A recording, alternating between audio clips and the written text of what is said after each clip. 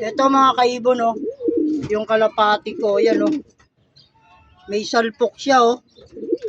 Ano? Siguro kaya hindi siya nakauwi ng maaga dahil sumalpok no sa butche.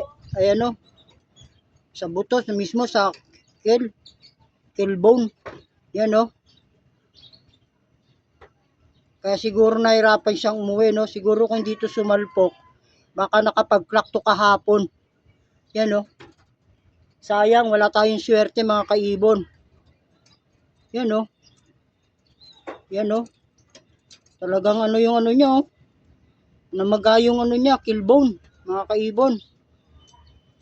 Yung ating ibon na pinakamabilis, live po ito eh. Ito yung paparte niya, ito yung paparte. Sayang oh. Alas 6. Sakto halos niya dumating mga kaibon kanina. Yan oh. Pero kung itong ibon na to talaga hindi sumalpok, nako. Sayang. Nakapaglaksa na to. Dumapo na lang siguro to. Gawa ng hindi niya nakinaya yung sakit. Kaya ngayon lang umuwi oh. Yan oh. Grabe oh. So bali pakainin na natin mga kaibon. Isa lang yung ibon ko na nandito ngayon nakauwi. Pero mag-aantay pa tayo sa dalawa. So pakainin na natin siya. Ayan, para makatuka na.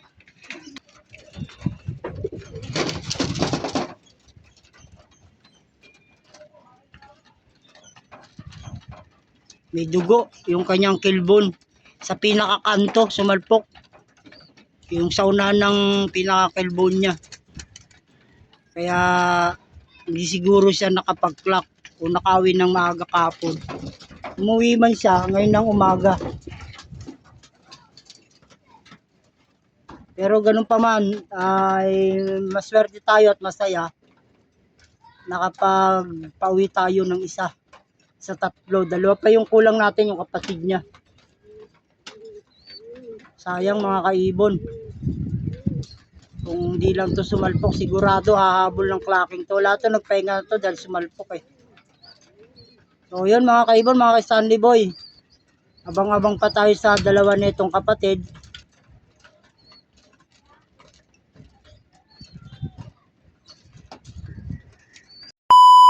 Ipinuli natin mga kaibon yung ating umuwing kalapate. Yan siya oh. Bali mga kaibon inano ko siya sa tubig. Pinaliguan ko siya para yung yung ipot mawala, nilinis natin. Punong-puno ng ipot yung kanyang taktak, yung bagwis niya. Naiputan siguro. Tapos yung binabad natin siya ng mga 15 minutes sa tubig na may asin no, para matanggal yung sakit ng katawan niya, yung nararamdaman niya. At pinainom na rin natin siya ng yan no, Protolyte water solution. Protolyte solution pinainom na natin, nalo natin. Tapos lagyan natin ng Dobitron para makarecover yung ating kalapati sa kanyang pag-uwi. Isa pa lang po ang napauwi natin sa araw ng Lunes no. Alas 6:02 ng umaga nandito na siya. Sayang kung hindi sana siya sumalpok, baka nakapag-clock siya. Live po ito eh. Young bird. So bali yun lang ang kategoring sinalihan niya. At yun nga, umuwi siya. At ayan, nakapag na siya, na buhusan na natin o naibabad na natin sa tubig na mayroong asin para matanggal yung stress at saka yung yung sakit ng niya, salpok. Kawawa naman yung ating ibon. Bali dalawa pang kalapating inabangan natin no, sana makauwi pa yung dalawa. At itong Protolyte solution, nandyan lang siya. Ibababad lang natin siya para kung sakaling dumating yung dalawa makainom habang wala pa tayo dito sa ating bahay dahil alis ako. At ito, sakto, umuwi siya. Napatukan na natin to mga kaibon. No? Ang pinatukan natin sa kanya, Enerton na may halong flyer. para madaling matunaw yung Enerton, ma-absorb agad ng kanyang katawan. So bali mamaya pag uwi natin bibigyan ulit natin to ng pang-recover para tuluyan na siyang makarecover. Mamayang gabi mga alas 8. Kasi pinainom pa natin siya ng may Dobitron at saka Protolyte solution halo para hindi magkontra. So ayan mga kaibon, mga ka-Stanley Boy, yung ating ibon ngayon na umuwi.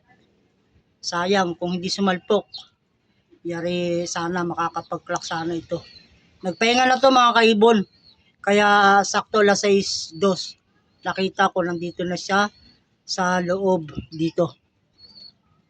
At yun, yung ating kalapate na live sana ito. So yun mga kaibon, hanggang dito na lang yung aking munting video at maraming salamat sa panonood. At ayan na siya, napatukan na natin siya at napainom na at magpapahinga na.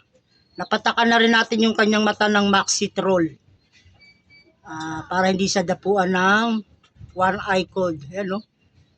Hirap na hirap siya So, labas na tayo para makarecover naman siya sa kanyang hapunan. Hanggang dito na lang. Maraming salamat mga kaibon. At God bless sa inyong lahat.